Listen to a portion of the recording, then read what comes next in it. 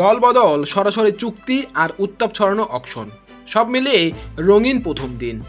আজ রাজধানীর একটি 5 তারকা হোটেলে অনুষ্ঠিত হলো বাংলাদেশ প্রিমিয়ার লিগ 2026 আসরের বহুল প্রতীক্ষিত অকশন। বহু বছরের পর ড্রাফট পদ্ধতি বাদ দিয়ে আবারও নিলামে ফিরে আনা হয়েছে। এবারের আসরে মোট 6টি ফ্র্যাঞ্চাইজি অংশ নিয়েছে।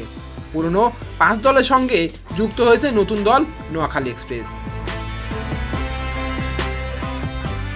নিলামে উঠেছে 158 দেশি ও 267 বিদেশি ক্রিকেটার, মোট 425 জনের বিশাল তালিকা, যা এবারের আসরকে আরও প্রতিদ্বন্দ্বিতাপূর্ণ করে তুলেছে।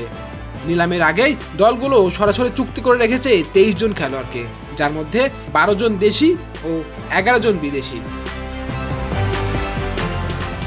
ঢাকা ক্যাপিটালস দলে আগে থেকে যুক্ত হয়েছেন তাসকিন আহমেদ ও সাইফ হাসান, সঙ্গে বিদেশি অ্যালেক্স হেলস ও উসমান খান।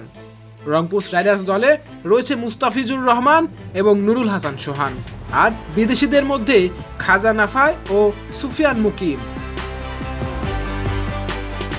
সিলেট টাইটান্স দলে আগে যোগ দিয়েছেন মেহেদী হাসান মিরাজ, নাসুম আহমেদ, আর বিদেশি তারকা মোহাম্মদ আমির ও সাইম আয়ুব। নতুন দল নোয়াখালী এক্সপ্রেস সরাসরি নিয়েছে হাসান মাহমুদ ও সৌম্য সরকারকে, সঙ্গে কুশাল মেন্দিস ও জনসন চার্লস, যা দলের প্রথম আসরেই শক্তিশালী স্কোয়াড গঠনের বার্তা দিয়েছে।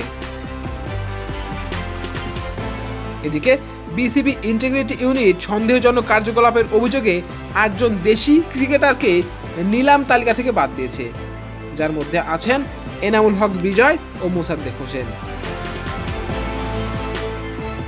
দিনের শেষ ভাগে অকশনে কোন দল কোন ক্রিকেটারকে কত দামে ভেড়ায়, সেটাই এখন সকলের নজরে। নতুন দল, নতুন নিয়ম আর তীব্র প্রতিদ্বন্দ্বিতা, সব মিলিয়ে 2026-এর বিপিএল নিলাম হয়ে উঠেছে এক উত্তেজনাকর উৎসব। শাওন আহমেদ, খেলা টুডে।